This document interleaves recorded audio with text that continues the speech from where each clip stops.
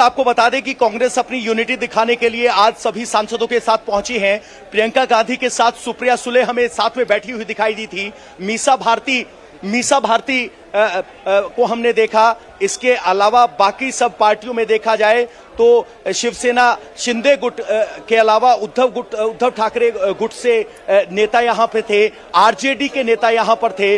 कुल मिलाकर जो कांग्रेस के दो साथी नहीं रहे इंडिया ब्लॉक में जो पहले गिने जाते थे, एक टीएमसी और दूसरा डीएमके, उनको छोड़कर बाकी सभी सांसदों को यहां लाया गया है। और सबसे ज्यादा दिलचस्प तस्वीर सुप्रिया सुले का यहां होना है, क्योंकि ये वही सुप्रिया सुले हैं जो 2 दिन पहले आपको प्रधानमंत्री नरेंद्र मोदी के पास शरद पवार के साथ बैठी हुई नजर आई थी।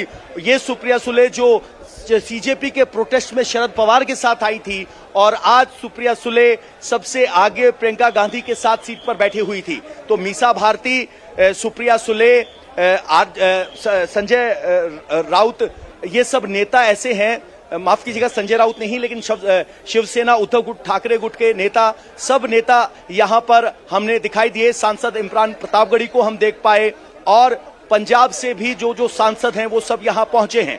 तो कुल मिलाकर कांग्रेस इसको एक दिन का प्रोटेस्ट करके खत्म नहीं करना चाहती। वो चाहती है कि अगर एक मोमेंटम बना हुआ है, एक नाराजगी है, तो उसे कैपिटलाइज किया जाए, क्योंकि राजनीतिक पार्टियां अक्सर लोगों के सेंटिमेंट्स को कैपिटलाइज करने की कोशिश करती हैं। इससे पहले राहुल गांधी ने जितने भी मुद्दे उठाए, उनकी जमीन पर खनक नहीं सुनाई थी। जब इस गूंज का जिक्र हुआ था तो कोटा में एक राजस्थान में प्रोग्राम हुआ था, उसके बाद कोई जिक्र नहीं।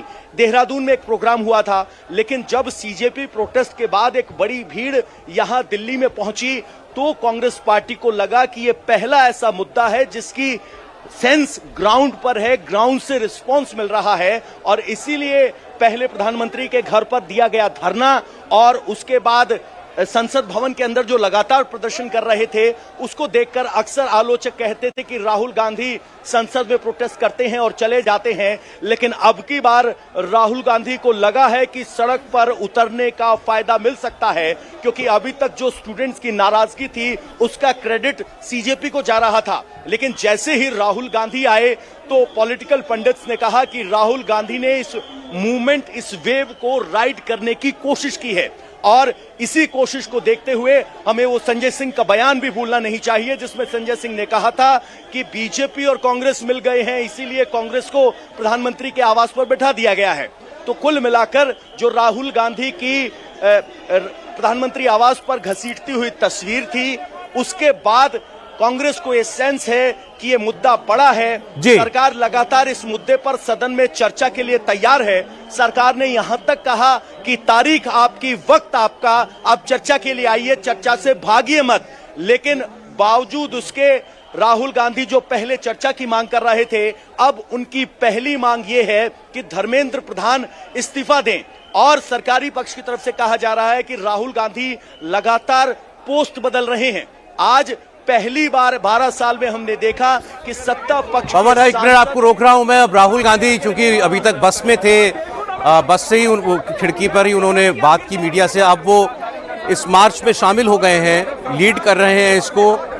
एक हाथ में से उन्होंने तिरंगा भी पकड़ा हुआ है, और साथ में वो लाल किताब, मतलब संविधान, वो भी उनके हाथ में है। तो संविधान भी साथ में लेकर चल रहे हैं राहुल गांधी। और उन्होंने जो प्रेस कॉन्फ्रेंस की थी उसमें भी उन्होंने ये कहा था कि भारत की शिक्षा व्यवस्था पूरी तरह चरमरा गई है, इसको पूरी तरह से ठीक करने की ज़रूरत है। तो अब राहुल गांधी आप देख रहे हैं गांधी स्मृति पर मार्च करते हुए मोदी सरकार के खिलाफ धर्मेंद्र प्रधान के इस्तीफे की मांग को लेकर के आगे बढ़ते हुए आपको दिखाई दे रहे हैं। और इसमें तमाम पार्टियों के नेता हैं, जैसे अभी हमारे सहयोगी पवन आपको बता रहे थे। कांग्रेस के तो सभी सांसद हैं, नए सांसदों से लेकर सीनियर मोस्ट सांसद तक यहाँ पर पहुँचे हुए हैं। सौगत रॉय जैसे वरिष्ठतम सांसद जो पार्लियामेंट के हैं, जो ममता गुट के सांसद हैं, वो भी यहाँ पर हैं। शिवसेना यूबीटी के सांसद हैं, एनसीपी शरद पवार पार्टी, उनके सांसद भी यहाँ पर हैं। और राहुल गांधी सबसे आगे आपको चलते हुए दिखाई दे रहे हैं। उन सांसदों ने अपने हाथ में मोबाइल फ़ोन की टॉर्च लाइट ऑन करके, आप देख रहे हैं जैसे कैंडल लाइट एक तरीके से मार्च किया जाता है, उसी का एक दूसरा रूप आप इसको कह सकते हैं। जी पवन।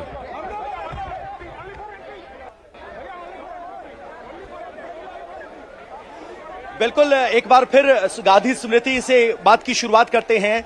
राहुल गांधी ने जब आज सभी सांसदों को निमंत्रण दिया और राहुल गांधी के आवास जो कि सुनहरी बाग रोड की तरफ पड़ता है, वहां सब सांसदों को बुलाया, तो पुलिस इस पशोपेश में थी कि कहीं आज कोई और छापामार स्थिति ना हो, जैसा कि पीएम आवास पर हुआ था। तो उस स्थिति से बचने के लिए पुलिस ने बैरिकेड लगाया, पुलिस का इंतजाम किया गया। जब बस चली तो अश्योरेंस जब दिया गया कि हम सिर्फ गांधी स्मृति तक जाना चाहते हैं, यहां वो पहुंचे हैं और कह रहे हैं कि जो छात्र मारे गए हैं उनको श्रद्धांजलि देने के लिए हम राजघाट जाना चाहते थे, लेकिन वहां की अनुमति नहीं मिली और उसके बाद अब पुलिस ने यहां की अनुमति की है। लेकिन आपको एक बात और गौर करनी चाहिए कि ये सब सड़क पर तब हो रहा है जब मॉनसून सत्र चल रहा है।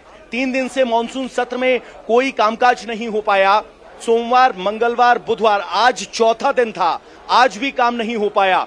और ये पहली बार है जब विपक्ष चर्चा की मांग करता था और कहता था कि सरकार हमारा पक्ष सुनना नहीं चाहती। अब सत्ता पक्ष कांग्रेस को चुनौती दे रहा है कि आइए आप चर्चा करें।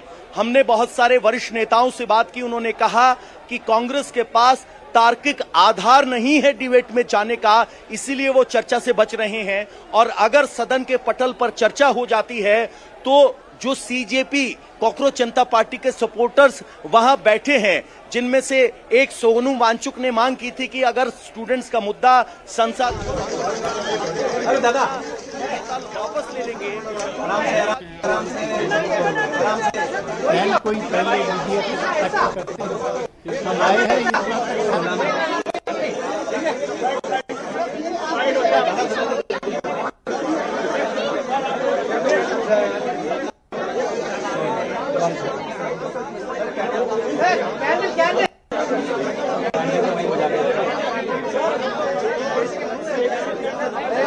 गांधी स्मृति पर राहुल गांधी महात्मा गांधी को श्रद्धांजलि दे रहे हैं, नमन कर रहे हैं।